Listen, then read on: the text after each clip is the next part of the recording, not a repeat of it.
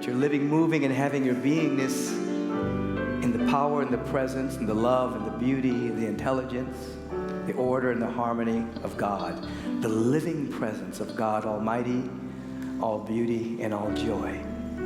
You've begun to catch that there's a destiny within you. You've begun to catch that there's a vision pulling you, particularly as people are making resolutions and things of that particular nature during the beginning of the year. We want to have more than a resolution. We want to have a vision. We want to be pulled by our righteous purpose. And our purpose is to reflect and to reveal the face of God everywhere according to our unique pattern. And that unique pattern is the vision that's pulling us, that you may have begun to articulate, to feel into, and to sense, and begin to give little, maybe you caught a glimpse, maybe you caught an image, a sign, maybe you caught a sound, maybe you caught a word, maybe you caught more. Maybe for some of you, something opened up and you can actually see why you are here on the planet. You can begin to see your giftedness. You can begin to see what you're to bring. You can begin to see dimensions of the vision, that which you chose to be about before you incarnated on planet Earth. You chose to be here, and you chose to be here at this particular time in human history where so much is going on the planet. The rising of negativity and the rising of an awakened consciousness at the same time. So much is going on. And you've chose to be here to make a difference and to allow your vision to pull you from any sense of selfishness to selflessness to a grander vision for your life and the life of the human family and all sentient beings on the world, on the planet. So now we're going to go to the second question. The second question is about becoming. Here's the sacred truth. You can't have anything that you're not willing to become in consciousness. It's an impossibility. You can manipulate and temporarily get stuff and things, and you can manipulate to get things how you think you might want them. But if there's no vibrational match there, then you will lose it. So there has to be a becoming in consciousness. We all have to be willing to grow. We all have to be willing to transform, to become more of our real self. I don't mean on a personality level. I mean the real God self, the love, the intelligence, the beauty, the creativity, the joy, the genius. You have to be willing to become this. And so in this particular question, we explore, what is it that we must become? And without judgment or censorship, we hear the voice of God within us directing us. Perhaps we need to become more loving. Perhaps we need to become more giving, more patient. Perhaps we need to become more self-loving and appreciative. Perhaps we need to embrace more courage, more generosity. Perhaps we need to be more forgiving and less resentful. Only you know the areas in your life. Other people can think they know, they don't. Other people may think they know what's best for you, they do not. They know what's best for them, and you ultimately know what's best for you. And so when we explore this question, what must we become, without denial or censorship or judgment, we become available to the next steps of our own unfolding, the next step of our own soul's evolution.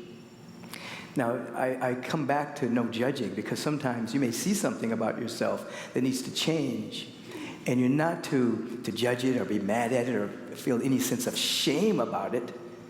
This is an awareness exercise where you're simply shining the light of your awareness on areas where you need to grow. That's it.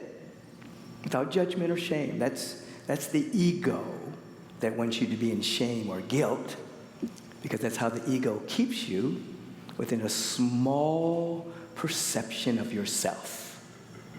And so we open ourselves up and we simply look.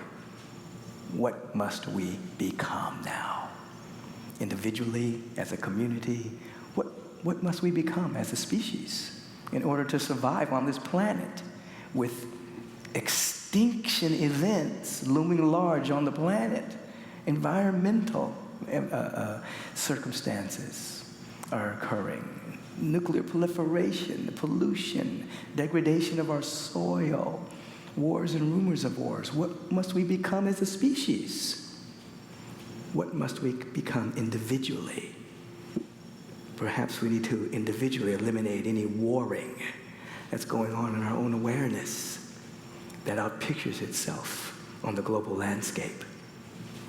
Maybe we need to become a little bit more self-loving and appreciative, compassionate to ourselves, so that we can be compassionate and patient and kind to others.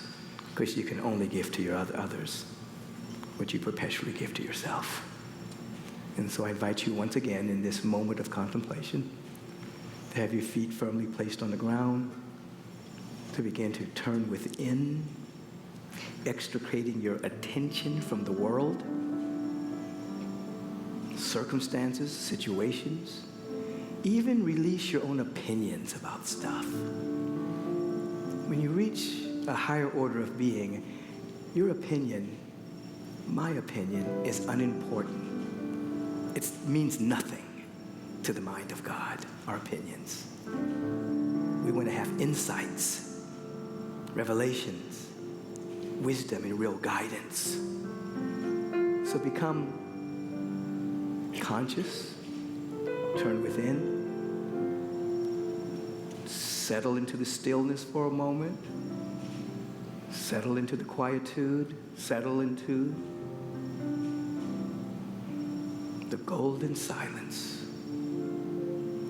As you begin to ask this question, what is it that I must become in order to fulfill my destiny, in order to birth the vision that I'm beginning to articulate? What must I become? Not what must they become, what must he become, or she, or they, or them, or the politicians of the world, or anyone in our life, not what they must become. What must I become? What is my growing edge? Where must I grow?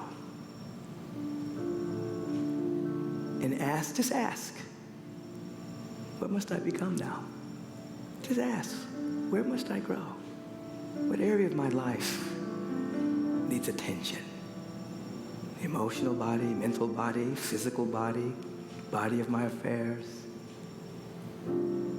attitude, perceptions, conversations, habits, priorities. Where must I grow now? So that I can be a translucent and transparent instrument for the vision that God has for my life. Where must I grow? Listen. Where must I grow? Listen. What must I become? Listen. Listen. Listen to your heart. Listen to your heart. Listen to your heart.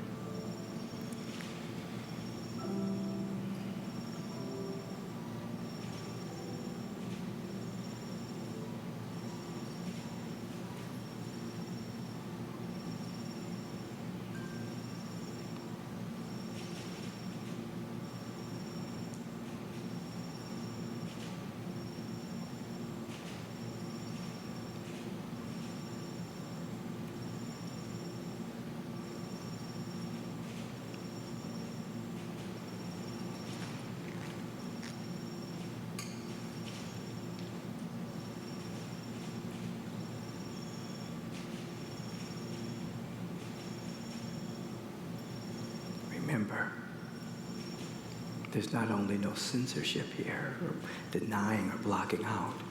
There's no judgment or shame. There's just awareness, that's all. If there's a priority that needs to change in your life, you need to add more prayer time, you need to shift something in your life, you don't judge yourself about it, you just acknowledge it and let it become a part of the fabric of your consciousness that this area of your life you're now willing to change in. That's all. For right now, that's all. What must we become?